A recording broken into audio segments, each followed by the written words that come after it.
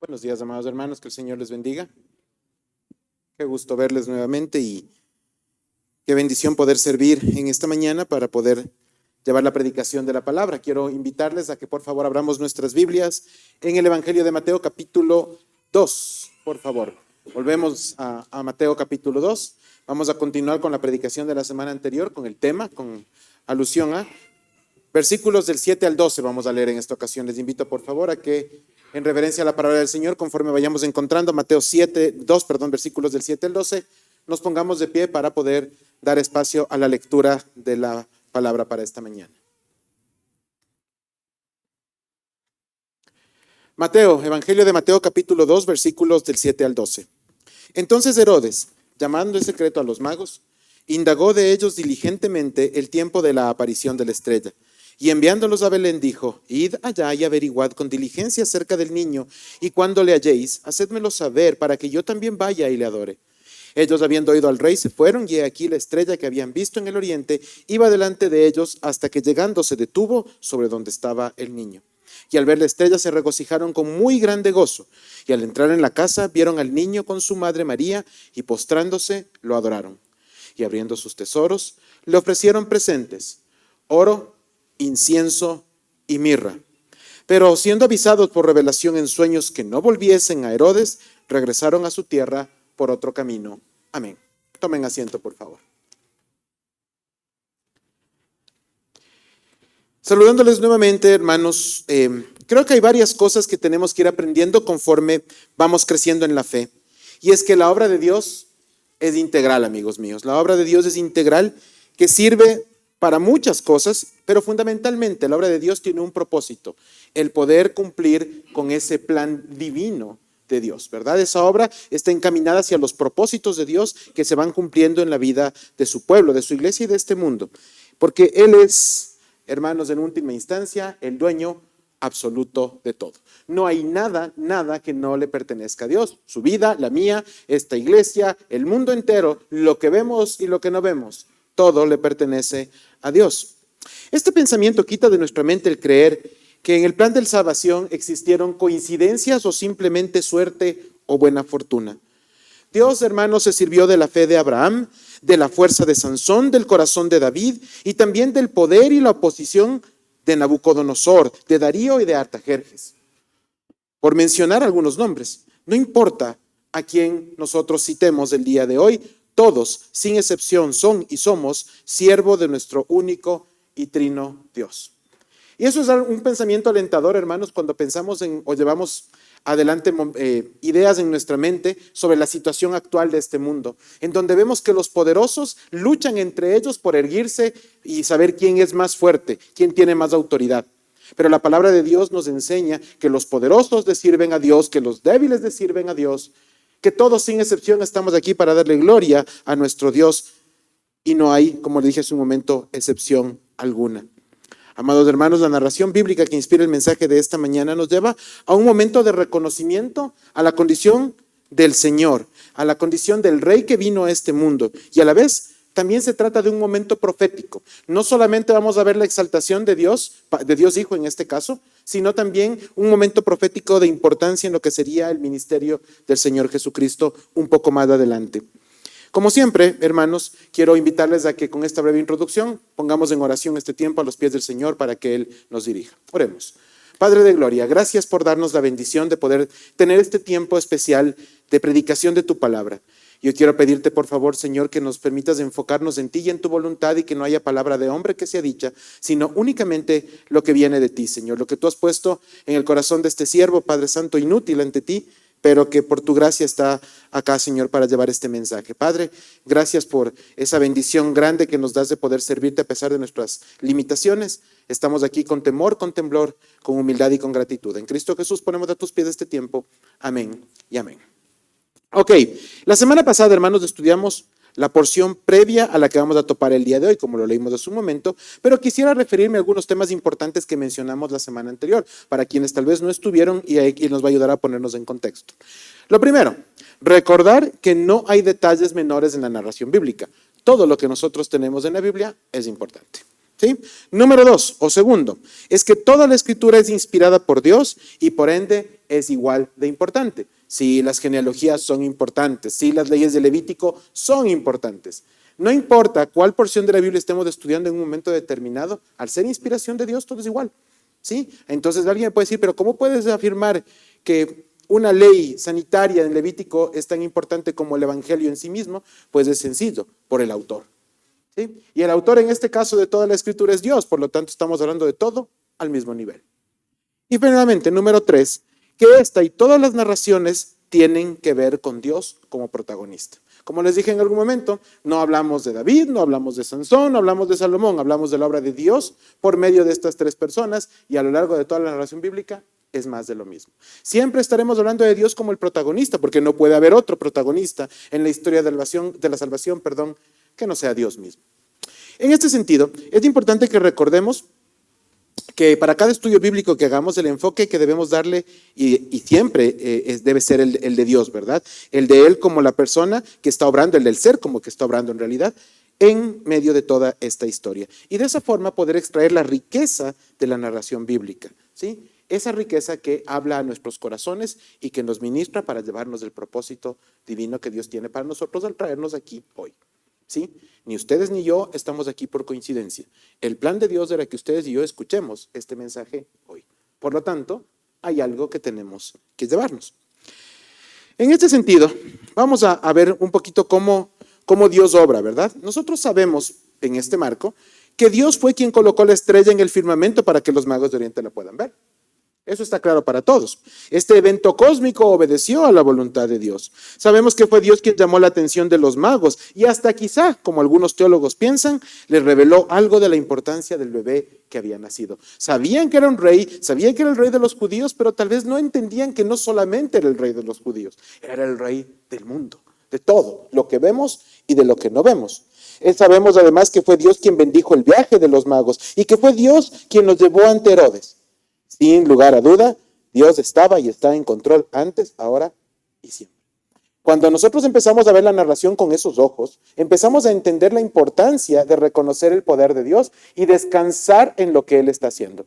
El día de ayer tuve la bendición de encontrarme con una persona que tenía una necesidad específica y que literalmente me la crucé, según yo, casualmente por la calle. Pero Dios tenía un plan. Y una de las cosas que le pude compartir sobre el mensaje bíblico, sobre el mensaje del Evangelio, radicó en algo sencillo. Ella me decía, yo no sé por qué tengo que pasar por todo esto. Y yo le dije, mira, Dios está utilizando este momento difícil en tu vida para que tú puedas llegar a los pies de Cristo. ¿Sí? Y tal vez, si es que no pasaba todo esto, tú no estarías viviendo la fe como la estás viviendo ahora. Sí, no te voy a pedir que te regocijes, porque cuando duele, duele. Pero cuando nosotros aprendemos a poner la mirada en Dios, empezamos a descansar en su propósito. ¿Sí? Y como dice el título de aquel libro muy popular, hay que aprender a confiar en Dios, aunque a veces la vida duela. Hermanos, en medio de este tema, ¿sí? ¿Cómo podemos entender esto? Porque vemos en la narración bíblica a Dios obrando en muchas personas, como ahora lo vemos en aquellos magos de Oriente, y en el mismo Herodes, a quien también utilizó Dios para sus propósitos. Con esto en mente, vamos al versículo 7, capítulo 2, versículo 7. Entonces Herodes, llamando en secreto a los magos, indagó de ellos diligentemente el tiempo de la aparición de la estrella. Notemos por favor que Herodes no recibe a los magos en una audiencia pública en esta ocasión, ¿sí? Sino que lo hace en secreto, reservadamente. Es decir, que pretendía guardar con la mayor reserva posible la razón de la visita de tan distinguidas personas. ¿Sí? Porque nosotros sabemos que estos magos de Oriente eran personas de mucho reconocimiento por lo que hacían, ¿verdad? Por ser astrónomos, ¿verdad? Ellos estaban estudiando permanentemente el firmamento, sabios de una manera muy clara, que además estaban cumpliendo con un propósito divino. No cualquier rey recibía la visita de estas personas. Sin embargo, Dios dispuso que esto funcione de esta manera. Y el rey Herodes, que los había recibido la primera vez, ahora tuvo un poco de recaudos. ¿Sí? ¿Qué es lo que le lleva a tener este tipo de recaudos? Sencillo, Herodes consideraba al niño una amenaza. ¿Sí? Una amenaza a sus intereses políticos. Recuerdan que la semana anterior vimos que Herodes había sido un hábil político, ¿verdad? Definitivamente cinturita y algunos políticos de nuestro tiempo que parecen emular a Herodes, ¿verdad? Son muy hábiles para cambiarse de camisetas y de tendencias de acuerdo a sus intereses personales. En ese mismo sentido, Herodes obró de la misma forma, y él sabía que la presencia de un nuevo rey, de un nuevo Mesías, ponía en peligro su status quo con respecto al imperio. ¿Sí? Lo tenía muy claro. Las referencias de este versículo, hermanos, son muy importantes por dos razones. La primera, porque determinó los siguientes pasos del plan de Herodes contra el niño Jesús, y segundo, porque nos permite inferir el tiempo que había transcurrido desde el nacimiento de Jesús hasta este momento y estos acontecimientos en el tiempo. Quisiera que consideremos para este asunto tres elementos, ¿sí?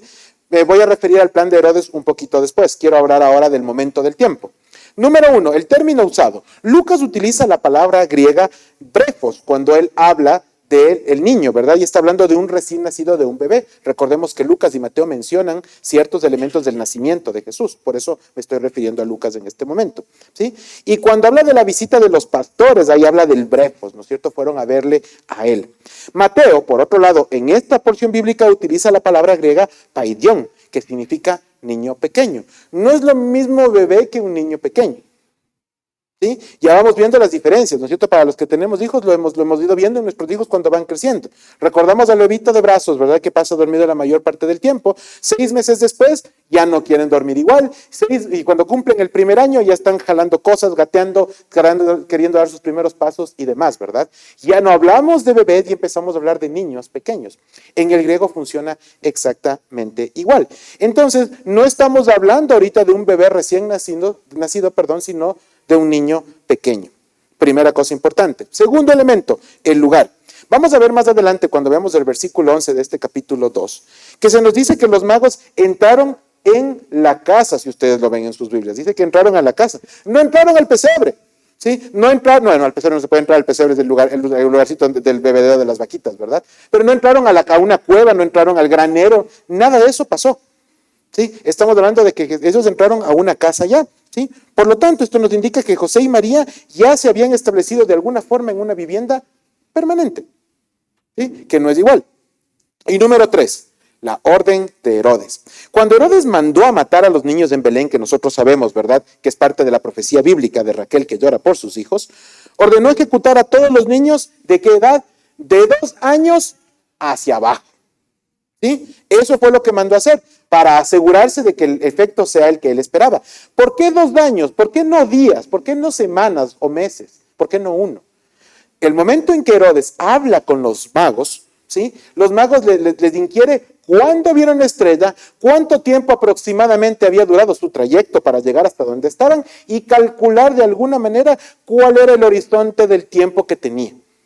Lo determinó evidentemente en los 2 años. De ahí que Herodes envía a matar a los niños con ese punto en su mente, ¿verdad? Sí, esto está en el versículo 16, que no vamos a topar hoy directamente de Mateo 2. Entonces, con esto claro, nosotros sabemos que los magos no llegaron a encontrarle al niño en aquel establo, ¿verdad? Sí, como lo habíamos dicho la semana anterior, si es que en algún momento ustedes armaron un nacimiento, ya les había dicho que ese tema de los 3 magos ahí, está equivocado, ¿sí? Porque como ya les dijimos, ni sabemos si eran 3, no sabemos los nombres, y ahora sabemos que nunca llegaron al establo, sino que vinieron aproximadamente cuando el niño tenía 2 años. ¿Sí? Entonces, vamos a desmitificar algunos elementos importantes, porque hay cosas que la tradición nos ha contado que no son verdad. ¿Sí? La semana anterior, mis hijos me cantaban aquella canción de los 3 Reyes Magos, como le dicen, ¿verdad? ¿Sí? Creo que todos la escuchamos alguna vez, no la voy a tararear en este momento, pero es importante que cuando se trata de narración bíblica, nosotros vayamos a donde tenemos que ir. ¿Sí? Ni más ni menos, porque a veces atrás de la tradición se ocultan cosas que no son ciertas, ¿sí? Y se hacen costumbres y se hacen dogmas de fe equivocados, simplemente porque a alguien en algún momento se le ocurrió. ¿Sí? Y esto no tiene ningún asidero en realidad en la parte bíblica. Los siguientes actos nos hablan del corazón de Herodes. ¿Sí? Ahora sí me refiero a eso. Actuando desde su egoísta y ambicioso punto de vista. Aquel que no podía concebir que hubiesen entre los judíos otras personas más importantes que él. Sí, habíamos visto la semana anterior que él no era judío directamente, ¿verdad? Sino que venía de Edom. ¿Sí? Lo habíamos mencionado también en ese momento. Esto además nos muestra que no entendió o no quiso entender nada sobre lo que estaba sucediendo. quiero referirme un momento a ese corazón. El libro de los Proverbios, capítulo 21, versículo 4 dice: altivez de ojos y orgullo de corazón y pensamiento de impíos son pecado. ¿Sí? Por lo tanto, cuando yo albergo orgullo en mi corazón, cuando mis ojos son altivos, cuando mis pensamientos no son piadosos o son impíos, como usted lo quiera ver, estoy pecando. ¿Sí? Una de las discusiones más comunes de mi casa, sobre todo con mi hijo menor, entre mi esposa y él, es la forma en la que él le ve cuando se enoja. ¿Sí? Mi esposa le suele decir que son ojos altivos. Y la verdad es que yo me he fijado un poquito en esto y sí es así porque el corazón humano funciona de esa forma. Que a veces nosotros que pensamos o creemos que los niños chiquitos no tienen malicia. Amigos, son tan pecadores y tan necesitados de Cristo como yo o como usted. No importa qué edad tenga. ¿Sí? Porque ninguno de nosotros, nadie nos enseñó a pecar, eso viene en nuestro hardware, de fábrica venimos así. ¿Sí? ¿Quién le enseñó al niño chiquito a ver a su mamá con altivez? Nadie, lo hizo solo. En algún momento me quiso responsabilizar a mí, pero no, yo no tuve que ver con eso. Sí, no, una de las cosas que le dije a mi esposa en algún momento de la historia es que no todo se hereda, ¿verdad? Los niños también tienen cosas que son muy propios de ellos. ¿Sí? Y es importante porque sí se dan cuenta, ¿no? Sobre todo, solamente como paréntesis, cuando los niños están pequeños, ve, se parece a la mamá, no se parece al papá, ve al abuelito. Algo hay, pero hay cosas que son únicas de cada persona. ¿Sí? Y cuando se trata de pecar, amigos míos, no necesitan que se le herede nada, podemos solitos. ¿Sí? En ese sentido, la palabra de Dios nos dice que es pecado y nos está señalando claramente en el libro de los Proverbios. Lo que estaba haciendo Herodes era una larga lista de pecado para rechazar al verdadero Mesías, al Salvador. Entonces, algo tan intrínseco a la humanidad como el orgullo, como lo es la altivez y estos pensamientos impíos, se parece tanto a lo que nosotros hacemos como lo básico, como comer, como tomar algo, como respirar. Así es el pecado para el ser humano sin Dios. Tan normal como comer. Y esta situación, hermanos, nos tiene que llevar a reconocer nuestra condición delante del Señor. Y entonces eso nos llevó un pasito más adelante, porque ya hemos visto los dos elementos importantes de esta porción, versículo 8, y enviándolos a Belén, dijo: id allá y averiguad con diligencia acerca del niño, y cuando le halléis, hacedmelo saber para que yo también vaya y le adore. Pero qué bonito, ¿verdad? ¿Sí? Les habló lindo. La limitada visión de Herodes, disputando en su corazón con esa minúscula parcela de poder que él estaba defendiendo, ¿sí? No es muy diferente a nuestros corazones, hermanos, hoy en día. Corazones que tratan de encasillar a Dios a un metro cuadrado, cuando Él es el dueño de todo, como lo dijimos hace un momento. Corazones que afirman merecer bendición por haber obedecido a Dios, cuando eso es lo mínimo que podemos hacer. Corazones que sienten que le han hecho un favor a Dios y luego pretenden cobrarlo. Hermanos, servir a Dios, glorificar a Dios, es lo que se nos debe dar naturalmente a los hijos y a los de corazones redimidos, a aquellos que nos hemos arrepentido por la gracia y la misericordia de Dios. En ningún momento le estamos haciendo un favor a Dios viniendo a la iglesia el domingo. No, hermanos. Dios nos da el privilegio de que nos congreguemos aquí con libertad. Es un regalo que Él nos da. No es un tema de decirle algo a Dios. Y les digo esto porque en medio de las tradiciones también escuchamos, ¿verdad? Algunos de ustedes tal vez hayan escuchado esto también que voy a mencionar ahorita. Cuando yo era muy niño, en algún momento entrando al primer curso de colegio me dijeron: Sebastián, tú quieres ser salvo, pero por supuesto, ¿quién no? ¿Qué tengo que hacer? Vaya usted los 52 domingos del año a misa y es salvo. Qué maravilla, ¿verdad? Se puede cumplir fácil, pues, ¿no es cierto? Entonces, listo, yo puedo hacer en mi vida de lo peor, con que vaya los 52 domingos a la iglesia, todo bien. ¿Sí? Eso no es cierto, hermanos. Luego me dijeron que había que ir los primeros viernes de cada mes a la iglesia. Tampoco era cierto. ¿Sí? Y en realidad, hermanos, si me pongo a hablar de la lista larga de formas de salvación, me han dicho de todo. Pero cuando voy a las Escrituras entiendo que solo en Cristo hay salvación. Y no hay nada más. ¿Sí? Y no hay absolutamente nada más. Y no se trata de ser salvo porque yo escogí al Señor, sino porque Él me escogió a mí primero. Y por eso estamos aquí. Y eso es lo que compartimos en común y es lo que nos da identidad y por lo que nos regocijamos juntos. Porque somos familia en la fe. Sí, la familia también tiene dificultades, sí, también hay divergencias, pero el amor de Cristo es mayor que cualquier cosa que se pueda levantar entre nosotros. Y eso es de verdad, hermanos. Y entonces, ¿sí? Esto que estamos entendiendo nosotros, hermanos, no lo entendió Herodes porque Herodes no reconocía a Cristo y no quiso reconocer a Cristo. No fue llamado a salvación de manera general. Herodes no entendía que el que llegó, hermanos, era el rey no solamente de esa minúscula parcela que él defendía, sino absolutamente de todo. ¿Sí? ¿Qué hace Herodes entonces? engañó a los magos, ¿sí? ¿En espera de qué? De tener mayor información para cumplir con su perverso plan. Como alguna vez comentamos, no veamos a Herodes de lejos, sino por el contrario vamos a identificarnos con él, porque a veces, hermanos, tenemos que reconocer que disfrazamos nuestras intenciones. ¿Sí? Sí nos pasa, ¿sí? Sí disfrazamos de esas intenciones. ¿Detrás de qué? De una falsa apariencia de piedad. Ay de los que obrando así no se arrepienten, hermanos. Ay de nosotros que conociendo la verdad persistimos en el pecado y no damos la gloria a Dios. Ay, hermanos, cuando nosotros nos fijamos mucho más en el resto que en nosotros mismos. Y es que la verdad, de verdad, aquí en nosotros y aquí en familia, yo tengo demasiado trabajo ocupándome de mis propias limitaciones como para preocuparme de las de los vecinos. Y al final del día, lo único que yo puedo dejar es que Dios obre en mi vida. Yo no le puedo cambiar ni a usted, ni a usted, ni a usted, ni a nadie. Ni a mi esposa, ni a mis hijos puedo cambiarlos. Solo Cristo cambia vidas. Hermanos, esa es la realidad. ¿Qué puedo hacer entonces por los demás? Orar por ellos. Orar para que Dios les bendiga, para que tenga misericordia, para que tenga gracia sobre todos. La misma que necesito yo. ¿Sí? Porque cuando pienso en gracia y en misericordia, lo primero que regreso a ver es mi propia vida. Que no hay nada más que decir. Suficiente con lo que yo tengo. ¿Qué más voy a poder afirmar, hermanos? Vemos entonces a un Herodes que se viste de piedad y les manda a los magos a que vayan nomás y luego regresen y le cuenten porque él también quiere ir a adorarle. Así son nuestros corazones cuando no vivimos en comunión con Cristo. ¿Sí? Tal vez nosotros no vamos a mandar a matar a nadie, pero pensamos que porque nos ven en la iglesia entonces ya somos salvos. O pensamos que si ayudamos en alguna obra social ya somos mejores que el resto. Así son las falsas apariencias de piedad. ¿Sí? Por eso les decía que aprendamos a verle a Herodes no como el malo de la película, sino como alguien a quien yo puedo ver cuando me planto al espejo cada mañana y veo la necesidad que tengo de Cristo para que transforme en mí eso.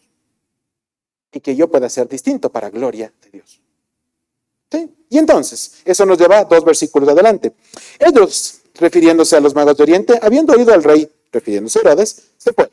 Y he aquí la estrella que habían visto en el oriente iba delante de ellos hasta que llegando se detuvo sobre donde estaba el niño.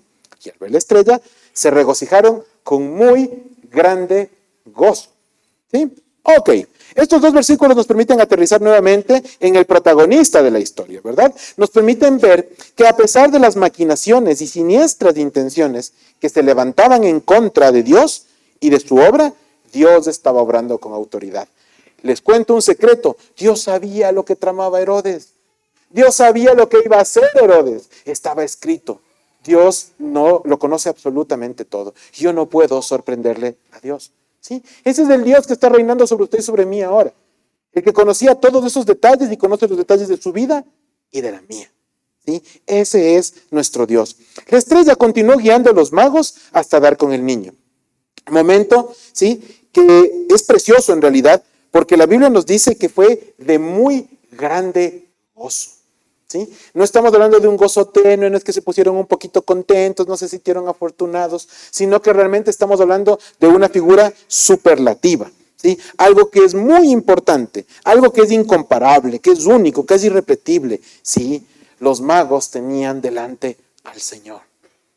Dichosos ellos, ¿verdad? ¿Cuántos de nosotros no daríamos todo por haber tenido la posibilidad de verle al Señor de frente? Gloria a Dios por un momento como ese. Ahora bien, con eso en el corazón, quiero levantarles una pregunta que debemos contestar con facilidad, cada uno en su mente, ¿verdad?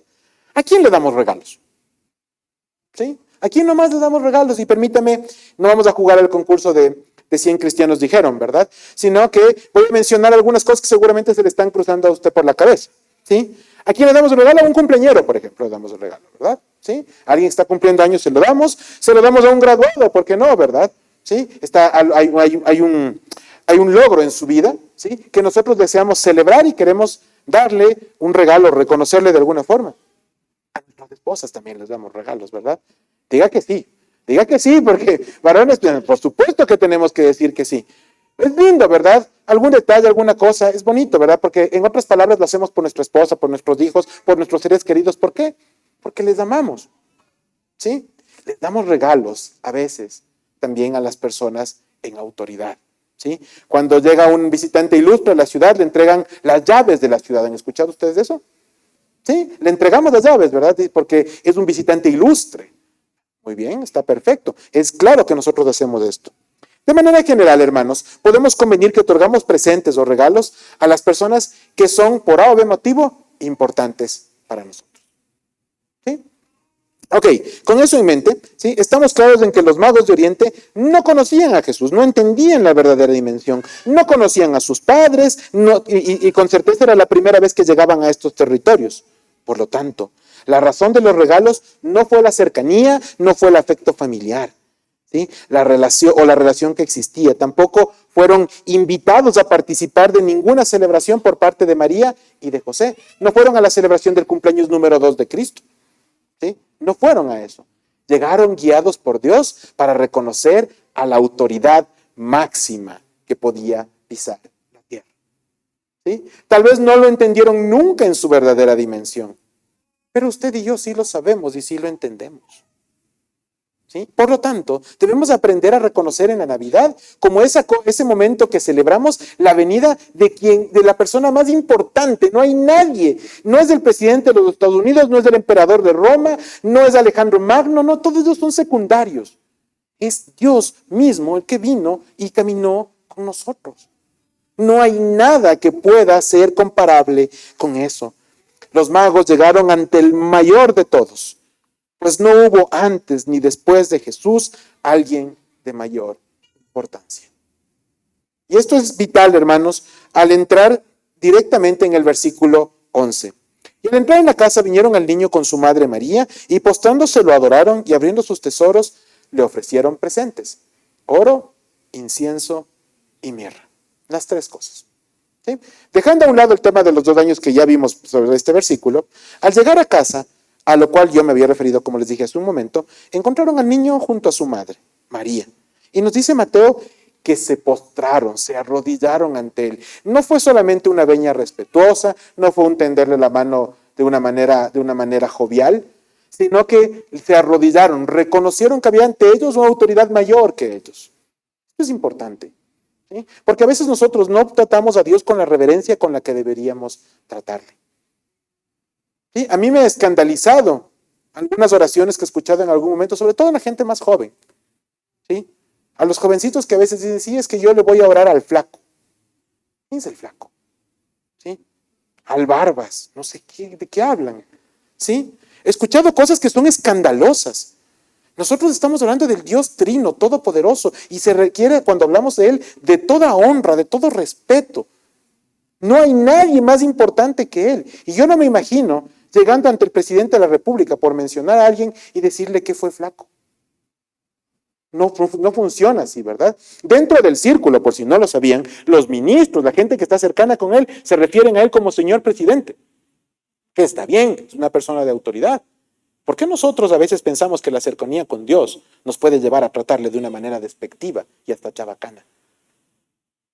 Hermanos, los magos de Oriente no solamente nos están dando un testimonio de lo que Dios había puesto en sus corazones, sino fundamentalmente de cómo debe ser la disposición de mi corazón para referirme a quien tengo al frente.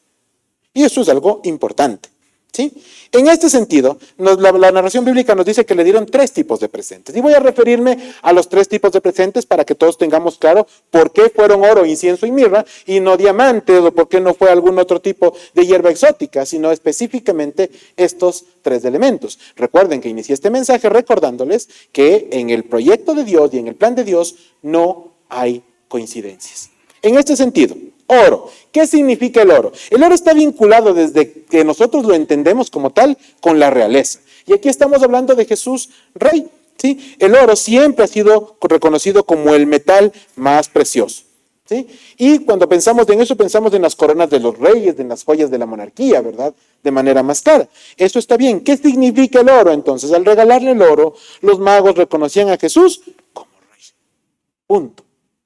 Vital importancia, ¿verdad? ¿Y cuál es el mensaje real atrás de todo esto? Que Jesús no era un líder cualquiera, sino el rey con la autoridad suprema.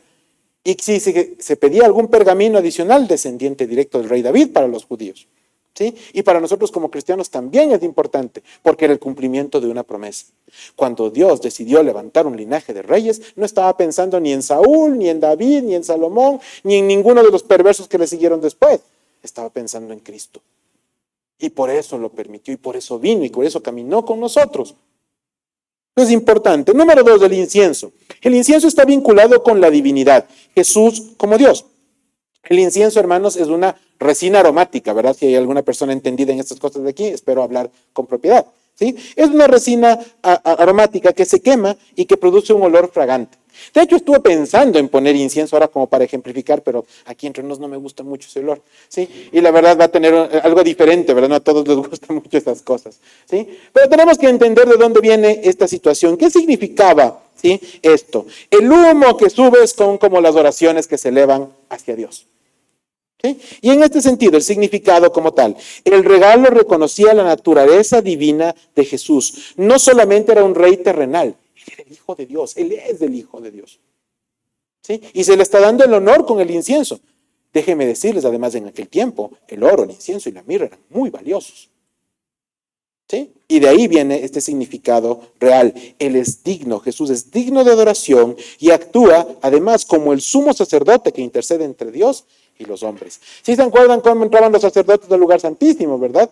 Cargando el incienso y se encendía este tema, iban con esa como lamparita, no me tiene un nombre esta cosa que no me acuerdo ahora. ¿Sí? Eso así era la historia. Y a Jesús le regalan eso por esa razón, ese mediador, ese puente que necesitábamos para poder reconciliarnos con el Padre. ¿Sí? Recuerden ustedes los 3 oficios de Jesús, ¿verdad? Rey, sacerdote y profeta. ¿Sí? Ok, número 3, la mirra.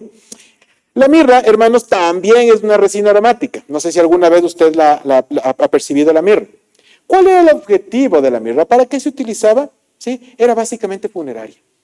¿Sí? ¿Y a quién se le ponía? ¿Cuándo se quemaba mirra? ¿Cuándo se ponía mirra para aromatizar el lugar más bien? Básicamente cuando moría alguien de importancia. ¿Sí? Y entonces aquí nosotros vemos que el regalo, que parece ser el más extraño para un bebé, profetizaba que Jesús venía a sufrir y a morir. Y ahí estaba reconociendo su humanidad plena. Sí, iba a morir en algún momento, pero también iba a resucitar. Y esa es la parte que le da sentido a todo el evangelio. ¿Sí? Es maravilloso entender esto, que atrás hay un mensaje real. Estaba anunciando anticipadamente la pasión de Cristo, que este rey y Dios moriría para salvar a la humanidad. De hecho, en el Evangelio de Juan se menciona que Nicodemo trajo una mezcla de mirra y aloes para sepultar a Jesús después de su crucifixión.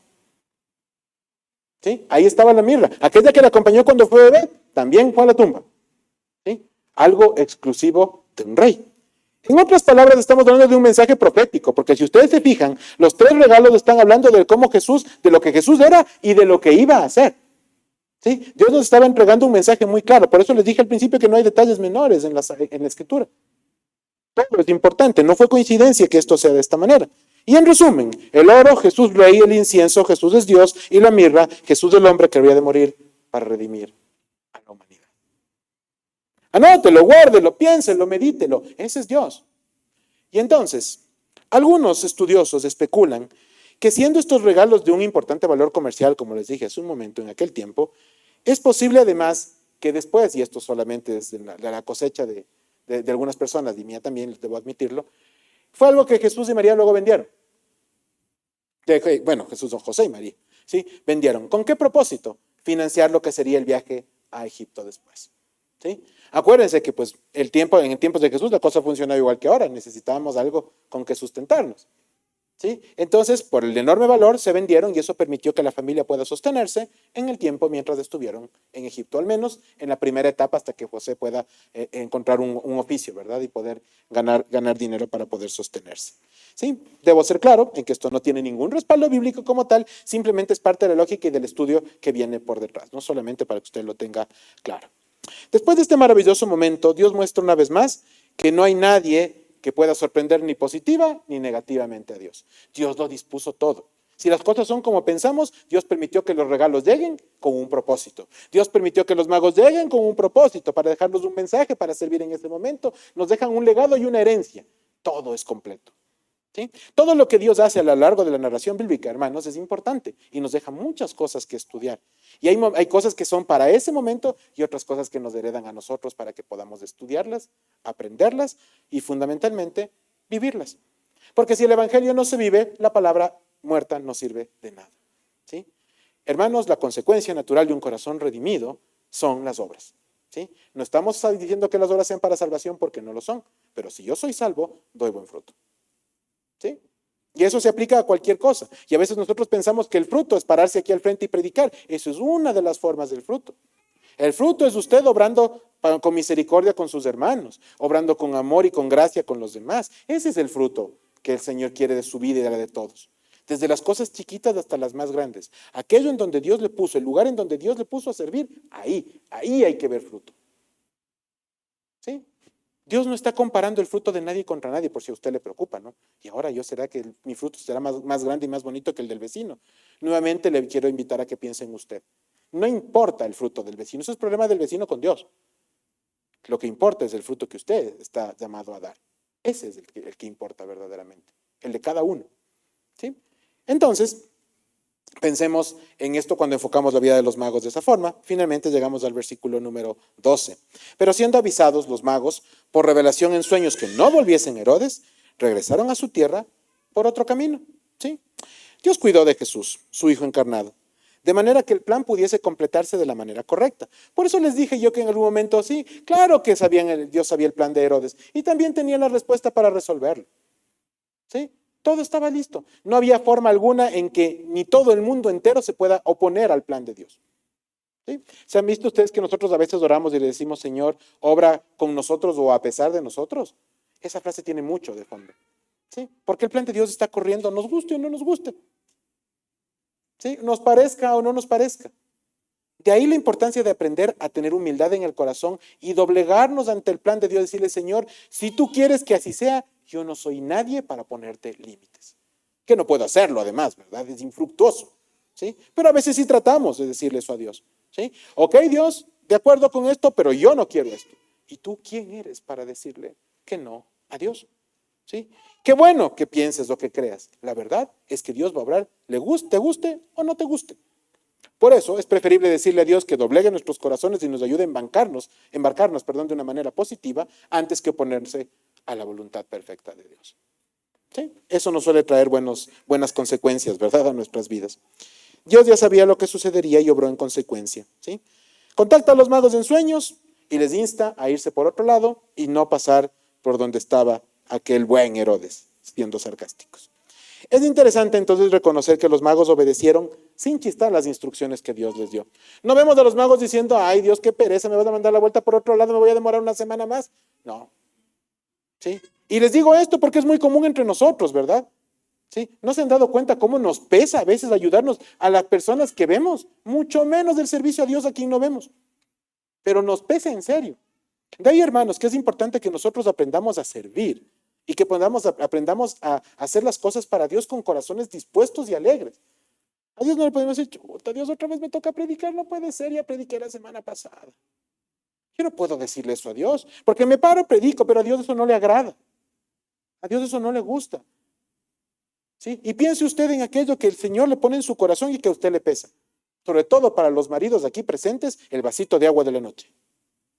Usted me entiende, ¿verdad? ¿Sí? Cuando usted ya se acuesta, después de todo y su esposa dice, como dicen a mi gordo, tengo sed.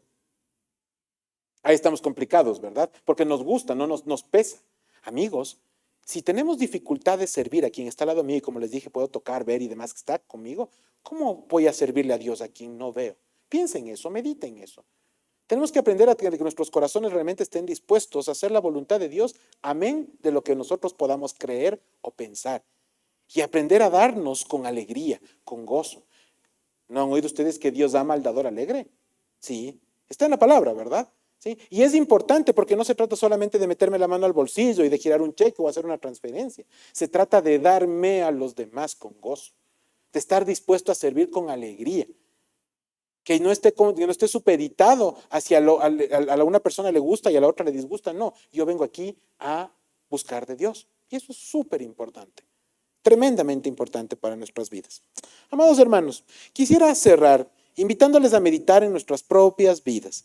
Reconocer que más allá de lo que quisiéramos admitir, a veces llevamos una falsa apariencia de piedad. Sí, hermanos, esa es la verdad. Nos vestimos de ser muy piadosos y la verdad es que nuestros corazones andan secos por ahí. No tenemos ninguna relación con Dios, pero pensamos que somos más santos que el resto. Hermanos, ustedes saben por qué los caballos llevan los estribos en esta parte de acá, ¿verdad? ¿Sí? Ayuda a enfocarse, a que no estén viendo, como diríamos en nuestro castizo español, a que no estemos pajareando. ¿Sí? Con los caballos funciona igual. ¿Sí? Y nosotros como seres humanos debemos aprender a hacer lo mismo. ¿Qué significa eso? Que debemos aprender a enfocarnos en Dios. ¿Sí? Dejando a un lado las cosas que nos pueden hacer perder el objetivo y viéndole a Él. Si yo camino viéndole a Cristo por delante, todo lo que hago cobra sentido, tiene sabor. Es como cuando usted le pone la sal a la comida. ¿Sí? Puede ser una maravilla de ingredientes, sin sal no sabe a nada. Nosotros estamos llamados a hacer la sal. ¿Sí? Tenemos que darle sabor a esto. Para eso estamos aquí. Hermanos, el vivir la vida con Cristo es un asunto eminentemente práctico.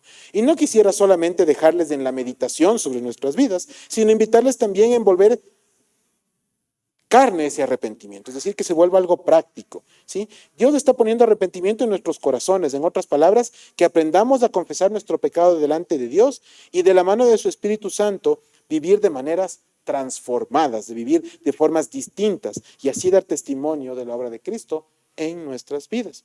El Salmo 19, versículos 12 al 14 dice: ¿Quién podrá entender sus propios errores?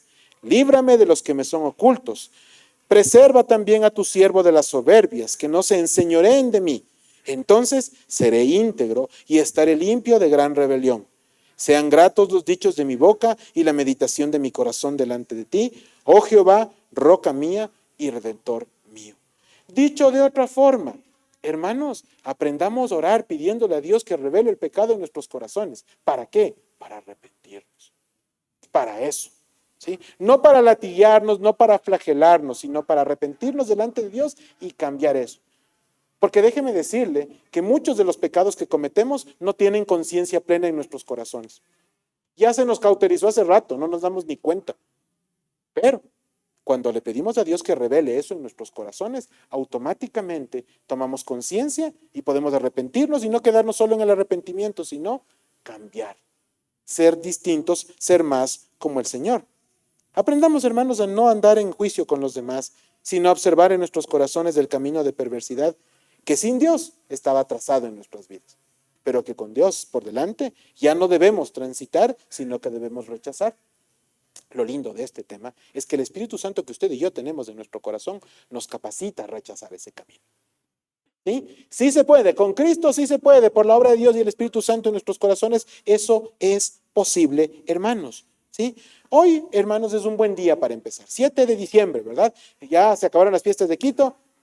Nos vamos para adelante con la Navidad. ¡Qué maravilla! Regocijémonos en el acontecimiento, dándole la importancia que merece. Sí, tratamos de hacer un lugar más acogedor y nos agrada que les guste. Muy bonito. Pero lo más importante es la disposición en el corazón que tienen ustedes y que debo tener yo. Porque al final del día, Dios no nos va a juzgar por las luces. Nos va a juzgar y nos va a pesar el corazón. Y por eso necesitamos a Cristo, ¿verdad? Y eso es vital. Pero a pesar de eso, hay cosas por las que Dios sí nos va a pedir cuentas. ¿Qué hicimos nosotros con las bendiciones que Dios nos dio? Y es ahí donde usted y yo tenemos la responsabilidad de ser obedientes como los magos, de ser temerosos de Dios como los magos y de ofrendarle a Dios lo mejor de nosotros, que sin duda proviene de Él mismo, porque no hay nada bueno en mí que provenga de este corazón de carne. Hermanos, pensemos en que vamos a celebrar un cumpleaños, pero en lugar de apagar las luces, en lugar de que todo se ponga oscuro, en este cumpleaños llegó la luz verdadera. Y esa luz es la que ilumina nuestros corazones y la que debe iluminar nuestro testimonio para el resto, no solamente hoy, sino siempre. Amén. Oremos. Padre de gloria, gracias por esta mañana y gracias, Señor, por darnos la bendición de poder compartir un mensaje vinculado a la fecha, Padre Celestial, sí, pero fundamentalmente tu palabra. Y tu palabra no conoce de fechas, tu palabra no conoce de momentos, tu palabra siempre es buena, es necesaria, es imprescindible. Señor, yo te doy gracias por la forma en la que estás ministrando esta congregación y cómo le estás levantando hacia el propósito divino que tienes para ella. Gracias, Señor, por permitirnos abrir y escudriñar las Escrituras, Señor. Yo te pido, por favor, que nuestros corazones sigan siendo ministrados por ella, que sean motivo de conversación en el almuerzo, que sean un momento de reflexión durante el día, Señor, que estemos meditando en ella en todo tiempo, Señor, en nuestras actividades, y que tu nombre en nuestros actos, en nuestros pensamientos, sea glorificado siempre. En Cristo Jesús oramos. Amén y amén.